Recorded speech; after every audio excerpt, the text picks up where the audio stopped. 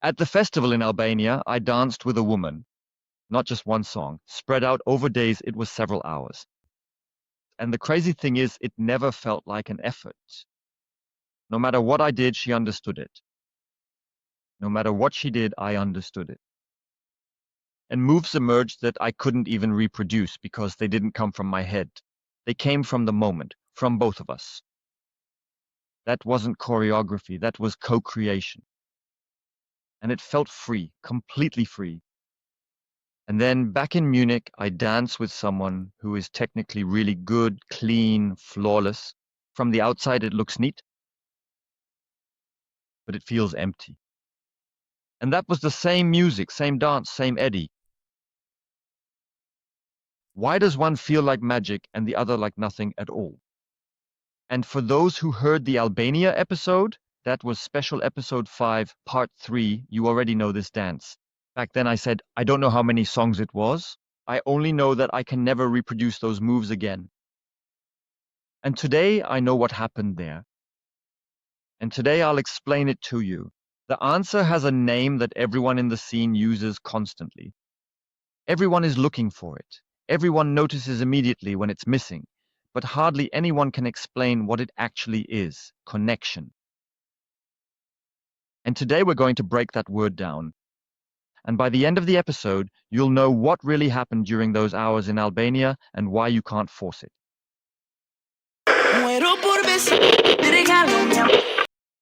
I'm Eddie. Welcome to the Bachata Cafe, Dance, Intimacy and Psychology. Let's get to chapter number 1. What connection is not?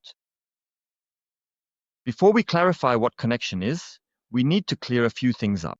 There are 3 things that are constantly confused with connection. First, connection is not dancing close. Yes, many confuse intimacy with connection. Just because 2 bodies are close to each other doesn't mean they are connected. You can dance very closely with someone and still be completely disconnected. Yes, one person is in their head, the other is tense. One wants to lead, the other fights against it. One wants to show off, to make an impression, the other wants to protect themselves. And that is simply intimacy without connection, and you can feel that. Second, connection is not control. A strong lead doesn't mean you push someone through the song. A strong lead means you provide clear information, but you remain receptive to the response. And that's like a good conversation. Yes, if someone only talks and doesn't listen, then no connection is formed either. And it's the same in dance. If the leader only sends but doesn't receive, then the follower becomes an object that is being moved. But you see, bachata doesn't really thrive on one person just using the other. Rather, true bachata thrives on 2 bodies, communicating and connecting deeply with each other. Third, connection is not automatically romantic. You can have a beautiful connection with someone without being in love, without sexual interest, without a romantic story. And that can simply mean we listen to each other well, we respect each other, our bodies understand each other, we have trust. But of course, there is also the other level. When attraction is added, when that spark is added, then connection can take on a completely different intensity. We'll talk about that in part 2 next Monday. Today is all about the foundation. Chapter number 2, what connection really is. So what is it then? For me, connection is the ability to enter into a shared physical, musical, and emotional state with another person. In simpler terms, connection means that 2 people are no longer dancing side by side, but are functioning like a single shared system. Not perfectly, not mechanically, not permanently, but for a certain amount of time, for certain moments. And the leader gives an impulse. The follower perceives it and responds with weight, with tension, with timing, with energy. And the leader feels this response and adjusts their next impulse. And that happens the whole time, second by second. And that is exactly what creates this flow and this state where you no longer think, what comes next? Which figure? Which arm? Instead, you're just in it. You hear the music, you feel the other person, you feel yourself, and the dance develops. And that, by the way, is the reason why figures emerged in Albania that I cannot reproduce. They were simply never planned. They just emerged from this loop. Impulse, response, adjustment, co-creation. And in everyday life, exactly that has become rare. This half existence where everyone is staring at their phone, this conversation where one person is already thinking, what do I want to say in response to that? But on the dance floor, that doesn't work. And those are then two people who are simultaneously feeling, listening, reacting, and adjusting. So real presence. That is connection. But connection is not one thing. It consists of several levels. I would say of 4 levels. And if you understand these 4, you also understand why dances can feel so different. That's why we're going straight to chapter 3, to the levels. Level number 1, that is the technical connection. That is the level that is easiest to explain. Yes, technical connection means our bodies speak the same dance language. So frame, tension, timing, weight, direction, clarity, musicality. A leader with good technical connection doesn't lead unclearly, hectically, or brutally, yes. He gives impulses that are readable, they are understandable. And a follower with good technical connection doesn't constantly guess what is supposed to happen, yes. The follower is present. Yes, she maintains her own axis. She perceives impulses without collapsing or fighting against them. Because technical connection is like grammar, yes. Without grammar, communication becomes difficult. So if the leader leads unclearly and the follower doesn't ground their weight, it just creates chaos. Or if the leader leads in an unclear way, or perhaps more accurately, if the leader applies far too much force while the follower maintains excessive tension, then a struggle will almost always arise between the two partners. It is a common issue in dance. So technique is important, but now comes a misconception that almost everyone makes, I would claim. They believe that if I dance better, I automatically have a better connection. And better technique can enable a better connection, but it doesn't guarantee it. And you sometimes see that with professionals too. Yes, every move, every movement, every smile is spot on. And yet you think to yourself, yeah, impressive, but something is missing. And then you see a couple that perhaps dances with less technical complexity, but you just can't look away. Why?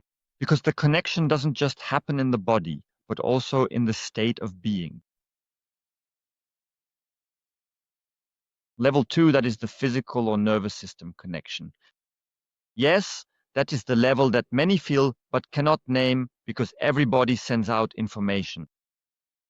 Not just through steps, but through tension, breathing, weight, nervousness, calmness, security, insecurity, joy. And when someone is tense, you feel it. When someone is insecure, you feel it. If someone wants to run you over, you feel it. The body rarely lies. You can smile and still be internally blocked. Your body tells it anyway. And in bachata, this is extremely visible because we dance so close to each other. Your shoulders, your back, your hands, your breathing, your pressure, everything communicates. Physical connection arises when both nervous systems are not working against each other. That sounds super abstract, but it's very concrete. When I feel safe, I become softer. And when I feel insecure, I become harder.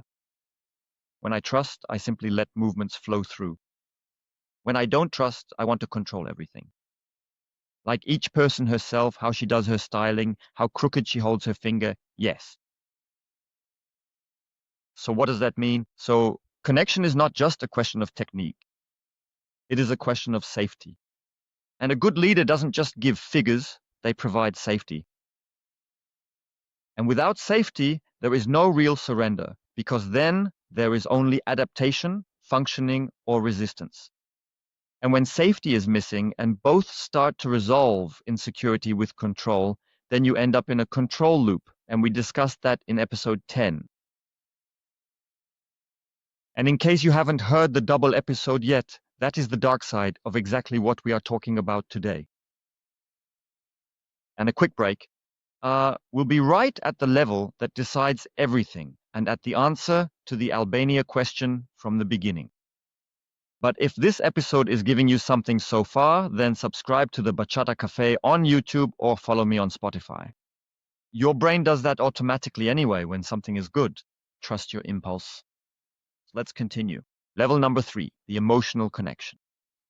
And this is where it gets exciting because emotional connection doesn't ask, can our bodies dance with each other somehow? But rather, do I want to connect with this person? And that is a huge point because connection requires willingness. And you can have the best technique, the best song, the perfect dance floor. If you are closed off inside, then no real connection is formed. Maybe because you don't like the person. Maybe because you've had bad experiences with them. Maybe because you feel judged. Maybe because you hold a grudge because you asked them twice and they rejected you. Maybe because you think, no, not with you. And then you can see it. Yes, the body just shuts down.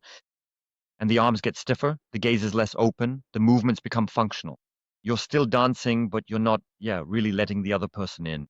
And for me, that is one of the most honest truths about connection. Because connection is not just skill, connection is also a choice. And that's not always conscious, but internally. Am I ready to perceive you? Am I ready to engage? Am I ready to give you space in my body, in my rhythm, in my world for 3 minutes? That sounds intense, but that is exactly what happens in partner dance. You let someone into your personal space. Yes, you give them access to timing, direction, proximity, impulse, energy. You allow another person to influence your movement. That is not insignificant. That is not trivial. That is a form of vulnerability. And that is why bachata can be so beautiful and sometimes so confusing.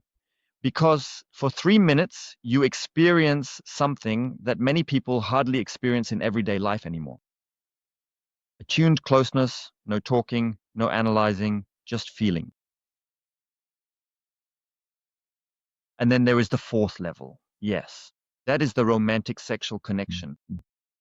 And I call it the level above 100 because imagine connection as a scale. Yes, 0, no connection at all. 50, we somehow get through the song. 80 is like, yeah, that feels good. And 100, strong technical, physical, and emotional connection. Yes, so all 3 levels. So, and then there's the 120 or 150 or 200. And that is the moment when attraction, warmth, playfulness, trust, and affection are added. And then the dance changes completely. Not through more figures, but through quality. The touch becomes different. The gaze becomes different. The pauses become different. The laughter becomes different. The way someone waits becomes different. And you see that in couples who are truly connected with each other. Then you don't just see technique, you see a relationship, how they tease each other, how they give each other space, how they sometimes don't dance to perform, but to experience each other. And that is super contagious. That's why people just love watching such couples. I also have a favorite couple like that, for example, Giovanna and Rafa from Brazil. It's like a poem in motion. I love that. I can't take my eyes off them. It's super, super beautiful. And our body recognizes connection. Something inside us says, oh, that's real. And in episode 6, I said, magic is no coincidence. Magic is the result of real presence on both sides. And this 120 is exactly that. Presence on all levels plus attraction.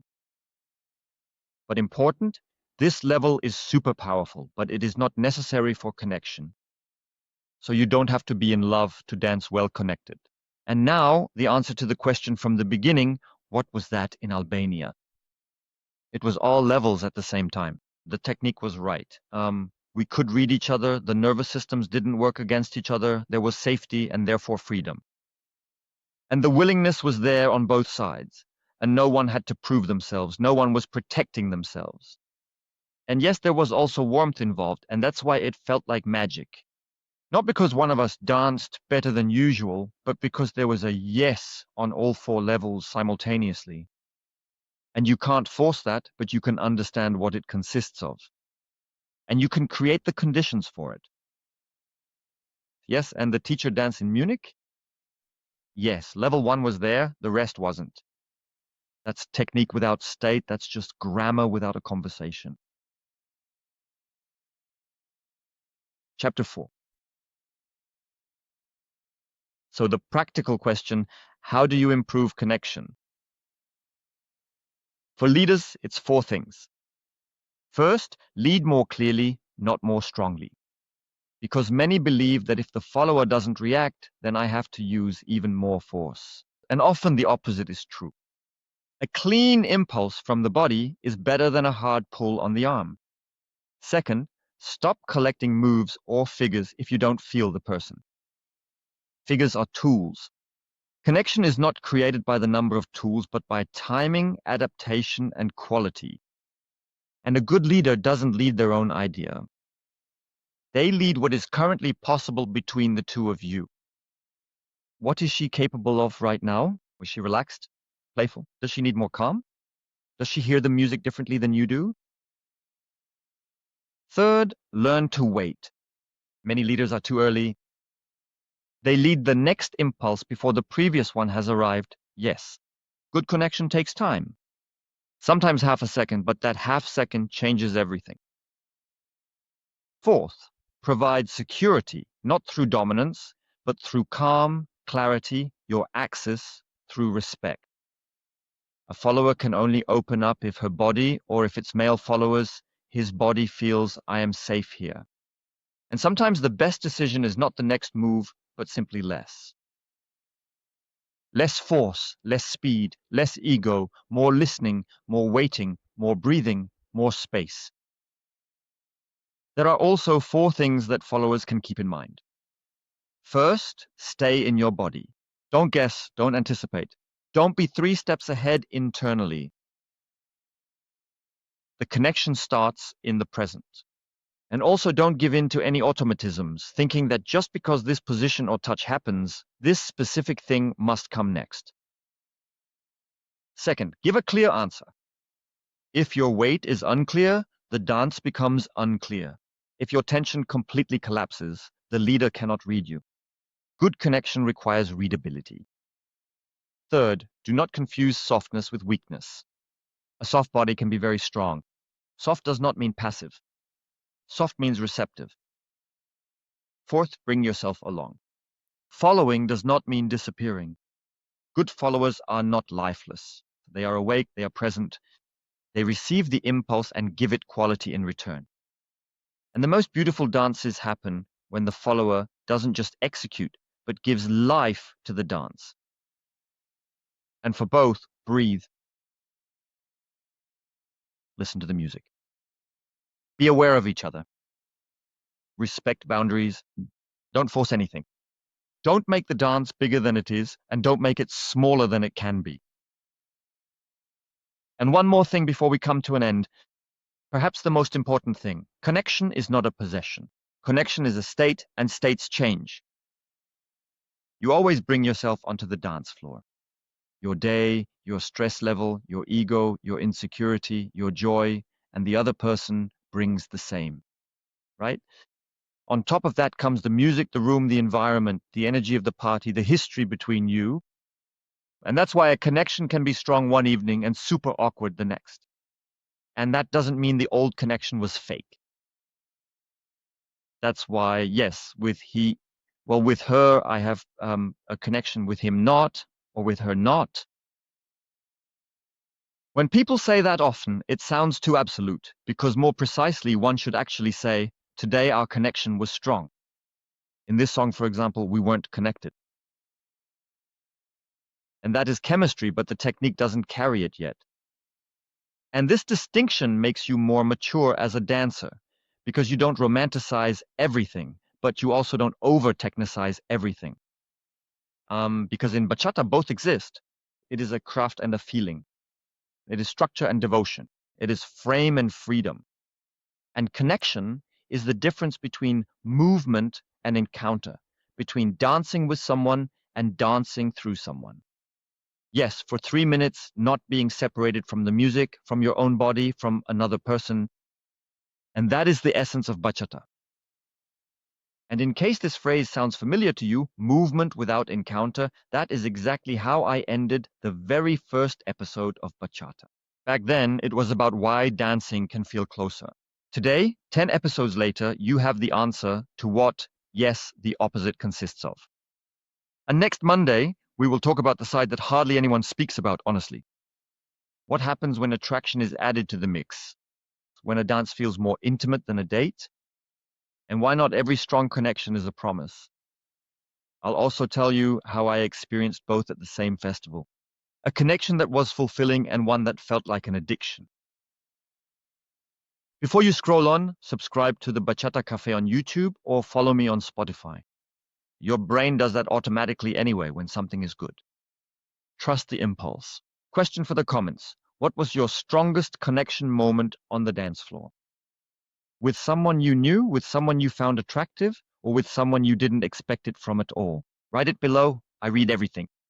This was the Bachata Cafe. I'm Eddie. See you soon.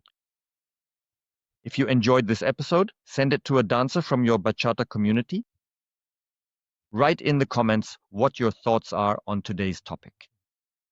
And if you want to learn more about bachata, connection, and psychology, follow the Bachata Cafe. If you want to be part of the Bachata Cafe community, we'll see you on the dance floor.